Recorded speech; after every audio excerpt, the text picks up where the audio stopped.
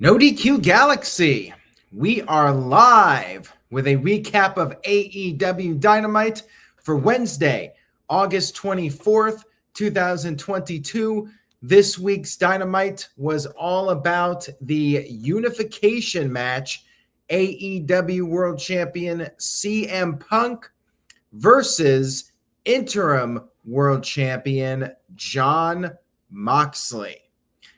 Anyways, we have a lot to talk about, a very noteworthy show. Shout out to some of the chat room members. Ken terminates DQ, Philip Sapp, Nick Glavin, City by the Bay, Twisted Middle 100, Steve-O, Daniel, Joey Perez, Daniel, Darren G. Thank you all so much. Ryan, B-Man. Thank you all for tuning in live. I very much appreciate it. Leave your comments in the chat room. Let me know your thoughts as we go match by match here, segment by segment. We kicked off the show with one Chris Jericho, and he introduced Daniel Garcia. He wanted to speak with Daniel Garcia in the ring. Crowd was chanting, "You're a wrestler," at Daniel Garcia. Jericho praised Garcia, said that Garcia slayed the dragon, Bryan Danielson, in his opinion. Jericho said they can work things out. All Garcia needs to do is apologize to him. Crowd was doing the no chant. Garcia said that Jericho knew how special the match was last week between Garcia and Danielson. Garcia said he went 30 minutes toe-to-toe with his hero, Bryan Danielson. Garcia said all he cared about was that moment, and he said that Chris Jericho ruined it. Jericho said he's sorry Garcia feels that way. Jericho said Garcia is the greatest technical sports entertainer today and will have more moments. However, he wants to hear Garcia say the words that he, Garcia, is a sports entertainer. And at this point, Bryan Danielson's music hit. Danielson came down to the ring, said Garcia can be whatever he wants to be, but Bryan agrees with the people that Garcia is a wrestler. Garcia, he did not want to commit to being either a wrestler or a sports entertainer, and Jericho grabbed at him. Garcia shoved him down and stormed off. And then Bryan got on the mic, said that this whole thing was pretty entertaining. He said that Jericho said that Bryan has been called the greatest wrestler of all time. Jericho said he hasn't seen it. And Bryan responded by saying that if they had a match, who would win? Basically a challenge for a match in Cleveland, the site of AEW Dynamite. Jericho did accept the challenge, but he accepted the challenge for All Out and warned Bryan to watch his back. And that's when all of a sudden Jake Hager attacked Bryan from behind and they left him laying. Next week, it will be Danielson versus Hager one-on-one. And yes, Chris Jericho versus Bryan Danielson set up for All Out. Good stuff here. My only complaint is that I feel like it dragged out a little bit too long.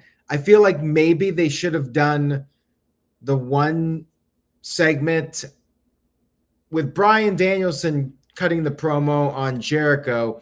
That kind of felt like a second segment. Like they should have just ended it with Garcia shoving Jericho, and then next week or something have Danielson and Bryan in the ring. I know they're running out of time here until All Out, but maybe this segment should have been done. These segments, like the match between Garcia and Danielson, should have been like 2 weeks ago. Last week, do everything up to Garcia shoving Jericho, and then this week do the Bryan and Jericho in-ring promo. I think like the whole thing they did this show was maybe a little bit too much. We had our first matchup of the evening, Dax Harwood versus Jay Lethal. Pretty solid match with these guys. They traded some stiff chops, and Harwood avoided getting hit with the big elbow, did the German suplexes. The last one was a release German. He hit a Liger bomb, but Jay Lethal kicked out of that, and then the crowd did the "This is awesome" chant. You know, anytime you get a match with a near fall, crowd eats that up every time. Just like a pull-apart brawl. It's pretty much guaranteed to get the "let them fight" chants. And these matches with all the near falls, even if it's a move that a guy never wins a match with, the crowd will eat it up. They will chant, "This is awesome." It's pretty much a guarantee. Anyways, it was a good match. I enjoyed it. And Harwood got the sharpshooter on, but then Sanjay Dutt got on the apron, and he provided a brief distraction. Harwood and Lethal continued to trade near falls, and then Lethal finally got the win, grabbing the tights for the leverage, picking up the victory. And after the match was over, you had Sanjay Dutt getting on the microphone. A six-man tag team match will be taking place at All Out. Wardlow, remember him? Wardlow and FTR going up against Jay Lethal and two mystery partners. And those partners, the Motor City Machine Guns from Impact Wrestling, Chris Sabin and Alex Shelley, longtime Impact Wrestling tag team going back to like 2006. They've been teaming for the longest time, and I like them coming in. I just feel like the AEW roster is a bit overcrowded right now. Like, don't you have guys that are sitting around doing nothing that could have been in this match? Just saying, like, I'm totally cool with Chris Sabin and Alex Shelley showing up, but at the same time, I'm like, well, what about the guys you already have? Just wondering. Then we had a unexpected announcement.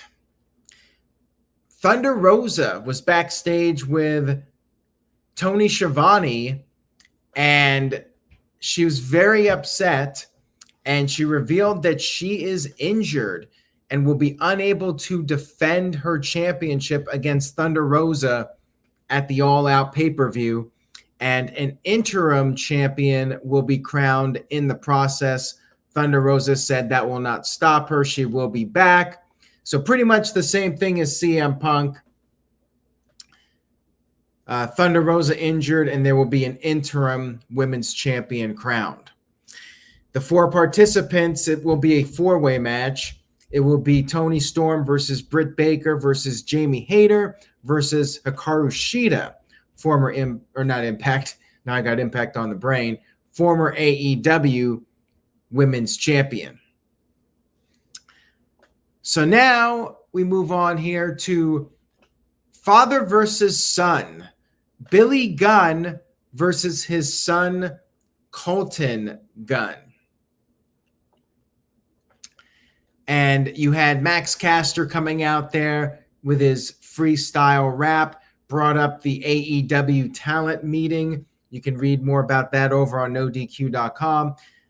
Said that they were going to wipe out the guns just like Joe Biden wiped out student debt. And we had Austin Gunn out there interfering, grabbing at Billy's foot, giving Colton the upper hand. And then Stokely Hathaway attacked Max Caster with a boombox. Austin Gunn attacked Anthony Bowens. This was all happening on the outside of the ring. And Colton hit a low blow and then the Colt 45 to defeat his father, Billy Gunn. And then afterwards, Stokely handed his business cards to the Guns. Stokely's basically forming his faction of the lower card guys. I think he offered a couple other business cards to some of the guys lower on the totem pole. He's going to make his own faction of these possible up-and-comers. I guess time will tell. And yeah, I agree with Philip. It was really unfortunate. I mean, she seemed very nervous and upset when she was talking. But yeah, Thunder Rosa, she gets just a little backstage thing. I mean, CM Punk, obviously a bigger star. But yeah, again, just like her title run, the forfeiting, well, not forfeiting, but announcing she's injured and unable to compete, kind of just an afterthought, it seemed like. We had a little backstage promo hyping up Death Triangle versus Will Ospreay and Aussie Open in the Trios tournament. Then we had Britt Baker versus Kylan King. Basically a showcase match for Britt Baker. Glorified squash match. Kylan King got a little bit of offense, but you pretty much knew this was going to be an easy win for Britt. She hit the stomp. She put on the lockjaw, got the win. Pretty straightforward. And then she cut a promo afterwards. It was not 9:30, by the way, because get this, at 9 o'clock, we had CM Punk versus Jon Moxley. More on that in just a second. After Britt Baker won, this was right before the start of the 9 o'clock hour. She said that it's a shame about Thunder Rosa, but Britt had to point out that when she was injured, she wrestled the entire time with a broken wrist. Then she started talking about Toni Storm. Toni Storm ran down to the ring. She got jumped by Jamie Hayter, and then Hikaru Shida with her kendo stick ran down to make the save. And a tag team match was set up for next week's Dynamite. Now, 9 o'clock Eastern, we had the so-called biggest match in AEW history. Not big enough to be the main event spot, but they put it on at 9 o'clock. CM Punk versus Jon Moxley, title for title. You knew this was basically a neon sign that this was not going to be your pay-per-view match with these guys. Something was up here. CM Punk got a lot of boos, which I guess makes sense. Ohio. Jon Moxley is from Cincinnati, which is not super close to Cleveland, but it's still Ohio. So yeah, Jon Moxley, I guess the home state favorite in this one. Maybe some people are just sick of CM Punk now. I mean, he did get some cheers, but it was a very mixed reaction for sure. And there were dueling chants. They locked up. Moxley took Punk down with several shots. Punk slapped him, started to fight back. CM Punk hit a kick, and then all of a sudden he started selling his foot. Now, several people pointed out that he was selling the opposite foot from the one that was legitimately injured. But Punk was selling his foot. Moxley started targeting the foot and then hit the Death Rider, hit a second one, and won the match clean. 1, 2, 3 in a match that went like 3 or 4 minutes. I'm not sure the exact time, but it was short. It was a short match. And our new undisputed, unified, that's the word I was looking for, unified AEW World Champion, Jon Moxley, beating CM Punk in a very quick match. And is CM Punk legitimately not 100%? I mean, that was what I said last week. And I even mentioned last week, I thought like maybe they're doing the match on Dynamite because they cannot go a full-length match on pay-per-view. It's really bizarre. This whole thing is odd. But yeah, the announcers were totally playing up. Maybe CM Punk came back too soon. CM Punk was checked out by the officials as Moxley celebrated, and Punk was helped out to the backstage area. Angry Tacos sent in a $2 super chat. Thank you for that. I appreciate it. Says, CM Punk hates Cleveland confirmed. And Sal Ali says, I was disappointed. And I think that's probably why they did it on Dynamite, because if they had done this match on the pay-per-view, people would have been pissed off because they want their full-blown 20-minute back and forth epic showdown. And especially in Chicago, like, fans very well could have rioted. I think, they always say that if Punk loses, we riot. But if CM Punk basically got jobbed out in Chicago, like, that crowd would have been very pissed off. So if the idea was to do it in Cleveland and not have that kind of reaction, it was the right call. But now what? We did not get any indication of what the world title match is going to be. There was no MJF on this show, not even Adam Page. Like, I thought maybe Adam Page would step in and face Moxley. Maybe that'll happen. I don't know. But CM Punk helped out to the back. They're teasing like he re-injured himself. Walter Cruz sent in a $5 super chat, says, say yes to no DQ. Please like and share. # stick to my shtick. I definitely did not expect Punk to lose this fast and clean, but now I get why it was on Dynamite. And yeah, I definitely think doing this here and not All Out would have been for the best, because I think that you would have had a lot of unhappy fans in Chicago if CM Punk lost in that kind of fashion. Hamp Connell sent in a $5 super chat. Thank you for that, Hamp.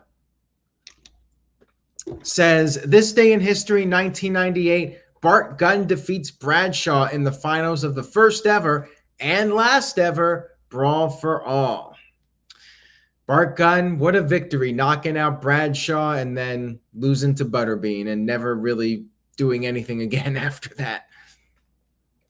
And yes, Moxley is officially, I guess, interim champion. Is that official or not? I don't know, but he is now, no arguments, a 2-time AEW World Champion. And I suppose we'll find out soon enough who's going to be the challenger. I mean, on very short notice here. So they gotta come up with something quickly. This is very un-AEW like, but obviously with injuries and stuff, things happen. But usually they got these matches set up way further in advance. This is like WWE at their worst as far as building up cards. Like, with just over a week to go, we still don't know what the world title match is. They had to change the women's title match. And yeah, injuries happen, but you would think that they would have a backup plan. Dr. Dakota Scorpio with a $5 super chat says, this could all build to a heel CM Punk at All Out. I still think he's not fully 100% from his injury. They got people talking again. Congrats to Jon Moxley. Yeah, they did get people talking, but will it translate into television viewership, and will All Out do a strong pay-per-view buy? That's the big question here. Will announcing a world title match on such short notice lead to people spending $50-something for All Out? That remains to be seen. But yeah, it's very interesting for sure. Moving on here, we had Christian Cage interviewed backstage, and he talked about Jungle Boy. Jungle Boy issued a challenge for All Out. Christian said he was just trying to show tough love, but since Jungle Boy thinks he's better than he is at All Out, Christian said Jungle Boy is going to find out that he's not in Christian's league. And thank you, Calvin Bowman, for watching the No DQ Review 200. If you guys missed it, it is available on demand. We had a great turnout. We very much appreciate that. 201 will be much shorter. We'll be back to our normal hour or so, but stay tuned for that. We had Ricky Starks come into the ring. He's hurt. He's pissed off. And he said he considered Will Hobbs, Powerhouse Hobbs, to be a friend, but actually Hobbs is a low-down snake, and Ricky Starks said from where he comes from, they chop off the head of the snake. And he issued the challenge for All Out, and I guess we got another match here. So they do have a card building up. We just need to figure out what's going on with the world title. I mean, you would think they would have a world title match on the pay-per-view. And then we had Jon Moxley backstage cutting a post-match victory promo. Talked about how best in the world my ass as far as CM Punk goes. He said that people were writing him off when CM Punk returned, but they don't matter. Moxley said he is professional wrestling and he is the guy in the industry. And he said his time is right goddamn now. Very good promo here from Moxley. And we'll see who steps up to the plate for the all-out pay-per-view, if anybody. Like, maybe they won't do a world title match. Who knows? But, I'm happy for Moxley, considering he was champion during the pandemic and didn't really get to have a run in front of the fans. This is pretty cool that he's finally getting that moment and then, coming back after rehab and all that. Definitely a nice story with Moxley. And then we had our main event of the evening, Death Triangle versus Will Ospreay and Aussie Open. This was a wild match. I mean, it was crazy. We had Don Callis on commentary, kind of giving away the ending, in my opinion. Like, I mean, the winning team will be going on to face Kenny Omega and the Young Bucks, and you got Don Callis out there on commentary.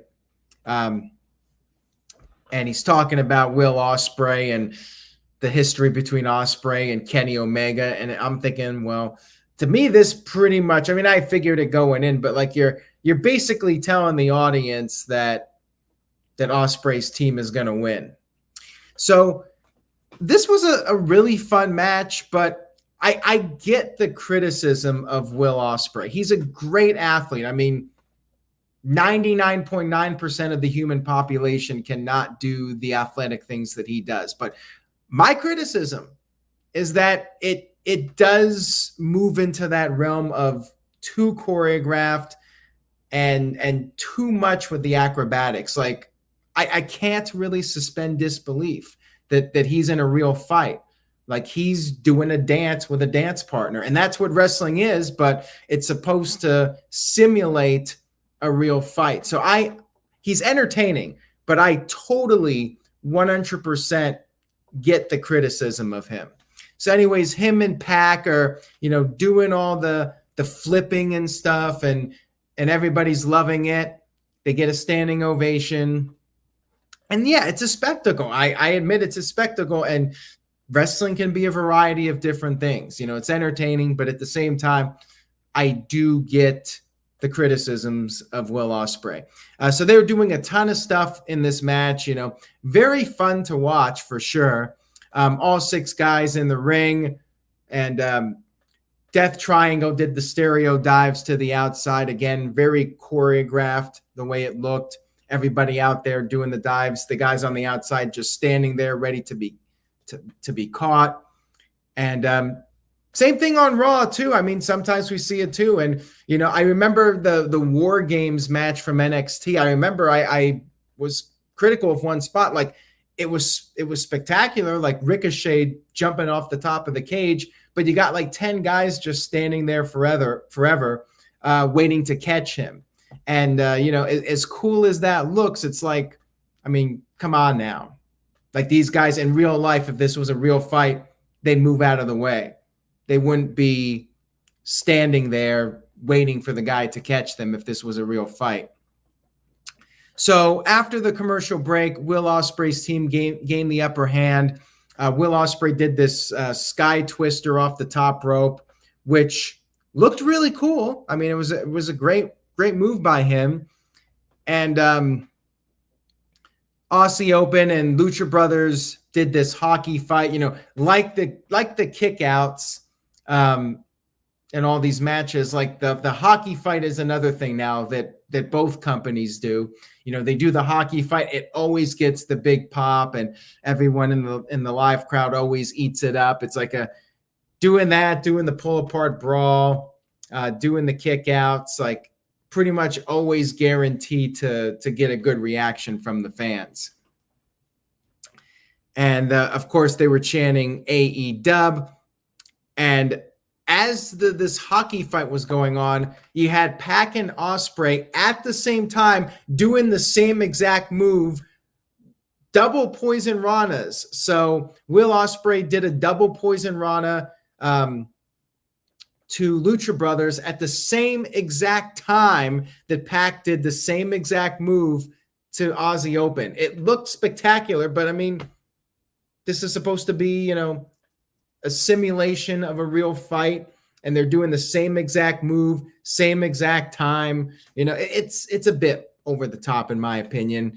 I tend to prefer when they're just two guys beating the shit out of each other, and I feel like I'm watching a real fight. But I know obviously it's staged, but they can lead me to suspend disbelief again, and yeah.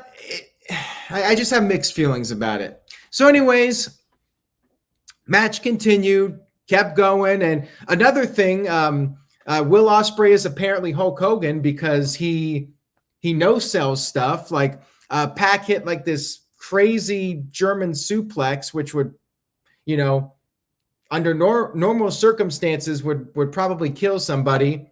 Not Will Ospreay. He's Hulk Hogan, brother. Stands right up and pops right back up. Adrenaline, brother. And he does like this springboard cutter. And Pac did not have the adrenaline, so he was down for a bit. But then Pac did come back for this, and he hit this avalanche brainbuster, and Ospreay was able to kick out of that because, well, he's Ospreay. He's Hulk Ospreay, brother. And then you had the Lucha Brothers taking out the Aussie Open with a couple of dives, and Pac went for the Black Arrow, but Ospreay got his knees up, and then Pac was able to avoid the Stormbreaker. He went for a cover. Ospreay kicked out again, and then Ospreay was in danger. He got dragged to the outside by Aussie Open. And then here's another one of these standing around moments. Pac is standing on the top rope, and he's positioning himself so he can do a moonsault to the outside. And it like he's positioning himself for about 10 seconds here. And finally he hits the moonsault. The other guys just stood there. They took it. He did the moonsault. Crowd was loving it, of course. And then all of a sudden Pac was distracted by the man wearing the box over his head. And he's been doing this, the cardboard box. He's been doing this for like 6 months now, Kip Sabian. And I didn't even know it was him for the longest time. But yeah, he's been out there for like 6 months with a box over his head. Only when Pac took off the box, it wasn't him. It was a decoy. And the real Kip Sabian came in from behind. Didn't we just see something like this on Raw, by the way, with Dexter Lumis doing the decoy? But anyways, Kip Sabian outsmarting the babyface Pac. I think Pac's a babyface. Who knows at this stage of the game? Every match they're in a different role. So Kip Sabian laid out Pac in the dramatic conclusion to this trios match, and then Aussie Open and Will Ospreay triple teamed Phoenix. Ospreay won with the cutter. And then afterwards, you had the Young Bucks and Kenny Omega coming on the stage. They were going to get in the ring, but Don Callis had to hold back Omega. Will Ospreay was inviting Kenny Omega into the ring. So I'm not really sure which team I'm supposed to root for. I guess both teams. Neither team's good. Neither team's bad. They're just who they are. And that was the end of the show. That match is going to be next week, and I'm guessing it's going to be just as crazy as this one, if not even more so. And that was Dynamite, everybody. I mean, I thought the show was very entertaining, but it was an odd show for sure. Like the The Moxley CM Punk match was strange. Main event was fun, but it's what they do with all the crazy spots, nonstop. Wrestling is an art form. It's subjective. Everybody can have their opinion on it. So I give the show a B+. I thought it was very good. I cannot give it above that because I feel like some stuff felt like it just was thrown out there last minute, and I'm sure some of it was. Axel sent in a $10 super chat. Thank you very much for that, Axel. Says, now that Triple H is in charge of WWE, how do you think talents that were getting huge pushes like Cody Rhodes and Mandy will do now that WWE is basically becoming Triple H's NXT? Cody Rhodes has nothing to worry about. Cody Rhodes is a made man, and I think he will be pushed very strongly. If anything, this will be even better for him because he'll probably have even more freedom on the mic when he comes back than he did before. And I felt like he was given some freedom in those couple of months to do his version of his character that he wanted to do. And I think that'll continue. Cody will be fine.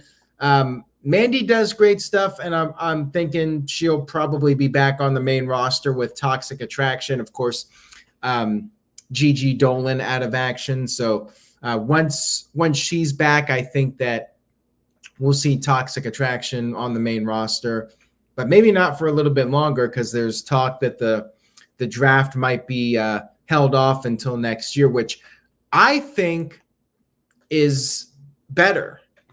I have never been a fan of the draft taking place in October, and then you do Survivor Series in November. So it's like 1 month after you have a draft, you're doing Raw versus SmackDown when the guys are barely established on their new brands. It never made sense to me. WrestleMania is like the end of the season.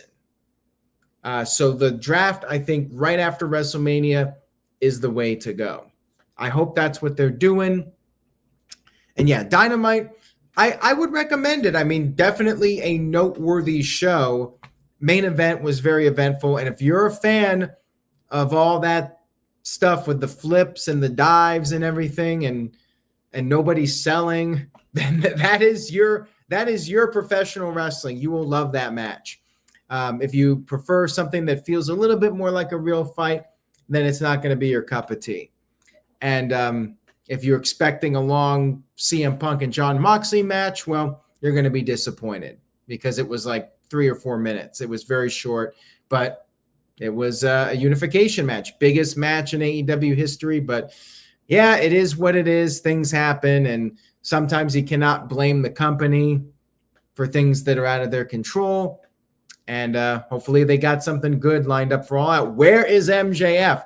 I say this every single week. Like, throw MJF out there at the end attacking Moxley, and I think problem solved as far as All Out hype goes. Just saying. Maybe he shows up next week. We'll see. Maybe it's Hangman versus Jon Moxley. I mean, they got a couple of options. Not much, but if they want something that is going to be even close to what CM Punk versus Jon Moxley would have been, it's either got to be MJF or maybe Adam Page. Who else do you have at this point that's not already got something else going on?